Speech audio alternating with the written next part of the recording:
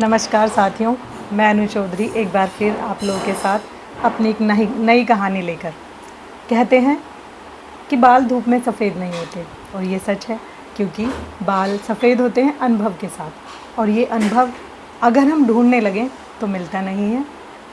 आज ऐसे ही बहुत अनुभवी व्यक्ति हमारे साथ हैं, आदरणीय प्रोफेसर डॉक्टर सुभाष चंद्र प्रसाद जी, जो कि पेशे से इंजीनियर रहे और बहुत ही उम्दा इंजीनियर रहे, बहुत ही उम्दा शिक्षक रहे।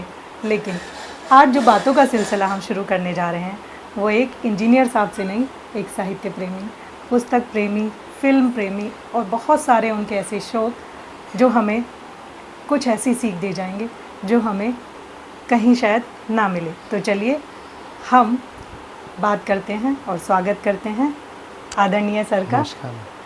बहुत बहुत स्वागत है सर आपका। Thank you. जैसे कि हमने अपने व्यूअर को बताया कि हम आज इंजीनियर साहब से नहीं मिलेंगे, आपकी छुपी हुई प्रतिभाओं से मिलेंगे, क्योंकि हमारा उद्देश्य भी यही है कि हम छुपी हुई प्रतिभाओं को सामने लेकर आएँ। तो पहले थोड़ा सा हम सर आपके बचपन में जाएंगे। तो कहाँ से आपकी यात्रा शुरू हुई, कैसा परिवेश था, कैसे आपकी शिक्षा रही? मैं एक छोटे से शहर रोसड़ा जिला समस्तीपुर बिहार का रहने वाला हूँ जी। मेरे पिताजी का देहांत बचपन में ही हो गया था, मेरे बचपन में ही हो गया था जी। तो मेरी माता जी ने ही मेरी परवरिश की है और शिक्षा दीक्षा भी उन्हीं की प्रेरणा से मैं प्रेरित होकर किया हूँ जी। क्योंकि हालांकि मेरी माता जी बिल्कुल भी शिक्षित नहीं थी, निरक्षर भट्टाचार्य, जी। लेकिन उनमें सपना वो देखती थी कि मेरा बेटा पढ़े, तो उनकी वजह से ही हम पढ़ाई लिखाई किए हैं। नहीं तो मैं इंजीनियर बन गया उनकी वजह से, नहीं तो मैं साहित्यकार बन जाता जी। अगर मेरी चलती तो मैं साहित्यकार बनता जी। तो फिर स्कूलिंग हुई जी। स्कूल में अच्छा विद्यार्थी रहा हूँ जी। और उसके बाद फिर इंजीनियरिंग में बिहार में ही Bihar Institute of Technology Sindri में था। वो सिंदरी जहाँ सबसे पहले एशिया का सबसे बड़ा खाद कारखाना हुआ करता जी। था। जी। वहाँ मेरा सिलेक्शन हो गया, वो सबसे बढ़िया कॉलेज हुआ करता था इंजीनियरिंग का उस समय, तो मैंने वहीं एडमिशन ले लिया था। वहीं से मैंने अपना इंजीनियरिंग का ग्रेजुएशन किया है। जी। उसके करने के बाद मैं नौकरी ढूंढता रहा। उस समय नौकरी सिविल इंजीनियर्स को नहीं मिलती थी जी। तो मैं दिल्ली चला गया नौकरी ढूंढने। जी। वहाँ से मैंने दिल्ली में एक नौकरी ढूंढा। जी। फिर मैं 1 साल नौकरी किया, मेरा मन नहीं लगा, मैंने नौकरी छोड़ के एमटेक किया। एमटेक करने के बाद मैं फिर मेरा गोरखपुर इंजीनियरिंग कॉलेज में 1 साल हो गया, तो मैं 1 साल रहा। फिर मैं Motilal Nehru regional engineering college Allahabad में शिफ्ट कर गया। जी। फिर मैं वहाँ से वहीं मैंने पीएचडी कर ली और फिर मैं वहाँ लेक्चरर, रीडर, प्रोफेसर, एचओडी सब कुछ रहा। सब कुछ रहे। फिर वहाँ से मैं रिटायर हुआ। जी। चलिए, जैसे कि आपने कहा कि माता जी, तो आपकी माता जी के साथ रिश्ता आपका कैसा था सर? बहुत बढ़िया जी। बहुत बढ़िया। और क्योंकि वो पढ़ी लिखी नहीं थी, जी। मैंने ही उनको अक्षर लिखना सिखाया। दिमाग उनका बहुत तेज था, वो जवानी कैलकुलेशन कर लेती थी सब। क्या बात है। जैसे वो सूद पर पैसा लगाती थी ओह। तो सारा कैलकुलेशन वो कर लेती थी, कितना ब्याज हुआ, कितना मूलधन है, वो सब खुद वही कर लेती थी। जी। जब वो मैंने पढ़ना लिखना शुरू किया, मैं कुछ पढ़ने लगा तो वो मुझसे पर्ची लिखवाती थी। जी। बाद में मैंने उनको अक्षर लिखना उखना सिखा दिया तो फिर खुद ही वो पर्ची बनाने लगी। जी। पर्ची बना बना के जो बर्तन जेवर बंधक रखती थी वो सब रखती थी वो। जी। वही मतलब वो एक तरह की व्यवसायी थी। व्यवसायी थी वो, बिल्कुल उन्होंने व्यवसायी थी। पिताजी की मृत्यु के बाद और हाँ। वो पूरा घर संभाला और जो उनसे संभव हो सकता था उन्होंने वो सब कुछ किया उस समय कि अपने बच्चों का और अपने परिवार का एक भरण पोषण वो कर सके। मैं उनकी मदद करता था। वो जी। संघर्ष के समय थे जी। जो मैं उनके साथ खड़ा था। मैं स्कूल भी करता था और उनके साथ उस समय भी मदद करता था। जैसे सोना का जेवर आ गया बंधक के लिए तो उसको सुनार को दिखाना है जी। सही है कि नहीं, तो सब काम में मैं करता था। जी, जो भी आपका पारिवारिक काम या था। मान लीजिए कि उतने पैसे उनके पास नहीं थे, दूसरे जगह से किसी महाजन से पैसा लाना है तो उस सब काम मैं करता था। जी। तो आप उनके साथ रहे तो आपको सीखते रहे। हाँ। और आप जो है परिष्कृत होते रहे, निखरता रहा आपका व्यक्तित्व वहाँ पर।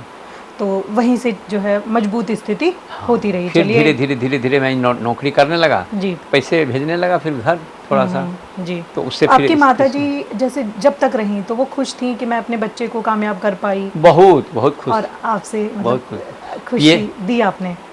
क्योंकि उन्होंने ही प्रेरित किया सर, इसलिए अपनी पीएचडी थीसिस मैंने उन्हीं को डेडिकेट किया। क्या बात है सर, बहुत बड़ी बात है। और वो जीवित ही थी तो मैंने उनको दिखा दिया था कि तुम्ही ने मुझे यहाँ तक पहुँचाया, तो मैं तुम्ही को इसको डेडिकेट करता हूँ। सबसे बड़ी बात होती है ब्लेस्ड मदर कहूँ मैं, और या वो रिश्ता की बड़ी जो खोता जा इंटरेस्टिंग रहा बात मैं आपको है। जी बताता बिल्कुल हूँ। बताएं। मैं पीएचडी कर रहा था जी तो मेरी माता जी आई थी वहाँ, जी तो मैं उनको, आईआईटी कानपुर काफ़ी बड़ा कैंपस है, जी मैं उनको दिखाने उखाने ले गया, मैं लाइब्रेरी में ले गया। जी तो लाइब्रेरी में गया तो मैं उनको, वहाँ लाइब्रेरी 3-4 तल्ला है, जी 4 फ्लोर्स का है, जी तो मैं उनको ले गया, सीढ़ी से चढ़ा रहा था जब, तो सीढ़ी से ऊपर चढ़ते हुए जब अंतिम सीढ़ी पर पहुँचे दूसरे फ्लोर पर जाने के लिए, तो पूरी रैक दिखता है, कितना रैक किताबों की लगी हुई है। क्या बात। और इंजीनियरिंग की सबसे बड़ी लाइब्रेरी आईआईटी कानपुर की लाइब्रेरी हुआ करती थी हम लोगों के टाइम, जी बहुत बेशुमार किताबें थी वहाँ जी जी कि मेडिकल कॉलेज के स्टूडेंट्स वहाँ के यहाँ आके कंसल्ट करते थे, लाइब्रेरी इस्तेमाल करते थे। जी तो माँ, हम थे, ये थी और माँ भी थी। जी तो माँ कहती है क्या इसको, आपकी भाषा में, जी जी बिल्कुल। गे माधुरी देखी तो बउआ कतेक किताब पढ़े छे, क्या बात है। एकरा बढ़िया से खिलाए लेल करी। मतलब देखो ये ध्यान। बच्चा कितना किताब पढ़ता है, तो इसको जी। बढ़िया से खिलाया पिलाया करो, नहीं तो जी। कैसे इतना किताब पढ़ेगा। क्या बात है, क्या बात है। अब उनको क्या पता कि वो तो सब कि सभी डिपार्टमेंट के की लिए किताबें है, थी, सभी सब पढ़ते हैं। नहीं, सब डिपार्टमेंट की किताब है जी, ना। जी, जी। मुझे तो सिर्फ, मैंने स्पेशलाइजेशन किया है एनवायरमेंटल इंजीनियरिंग में, हम्म। तो मैं तो उसकी किताब से पढ़ता था। ये उसको- इनोसेंस उनकी थी कि अरे! बहुत ही कि भाई अपने बच्चे के लिए। नहीं सुनिए, तो एक और मैं मजेदार जी, एक दो बिल्कुल इवेंट बताएं। बताता हूँ। वहाँ मैं माँ को, वहाँ का जो शॉपिंग कम्प्लेक्स था वहाँ ले गया, जी तो माँ को मैंने वहाँ कोन खिलाया, आइसक्रीम का कोन खिलाया, जी सॉफ्टी जी खिलाया। समझ गई मैं। तो कहती है, बहुत खुश हुई। फिर उसके बाद एक दिन और गई, तो कहती है बउआ रे वो चीलम हमरा, चीलम समझते हैं नहीं? जी जी बिल्कुल जो बिल्कुल बिल्कुल। शॉर्ट लगा, कि बउआ रे वो चीलम वाला खिला दे हमरा। कि वो चिलम, ठंडी वाली चिलम। क्या बात है। और हम लोगों के यहाँ पहले सब इंडियन टॉयलेट हुआ करते थे, जी जी बिल्कुल। वेस्टर्न टॉयलेट हुआ नहीं करते थे। जी आईआईटी में सब वेस्टर्न टॉयलेट था। जी तो वो गई, अब उनको बड़ी दिक्कत होने लगी। वो कहती थी बउआ रे तो चूल्हा वाला हम केना बैठे पर, मतलब कैसे बैठेंगे इस पर, चूल्हा पर। जी। तो उनको फिर ट्रेंड किया कैसे बैठना ये है। तो बिल्कुल वैसे हो गया, कुछ पुरानी फिल्मों में नहीं दिखाते कि एक बहुत ही मतलब मासूम और Right, साधारण right, right. गांव से आए शहर में, तो उस तरह की ये तो बहुत ही। तो वहाँ उस समय जब वो गई थी तो वहाँ एक बना था ये ओलंपिक साइज का स्विमिंग पूल बना था आईआईटी जी, कानपुर में पहली जी। बार। तो वहाँ सब लोग तैरते थे। आईआईटी कानपुर का माहौल ज़रा डिफरेंट है, जी लड़के लड़कियाँ सब साथ ही रहते होते भी जी हैं। जी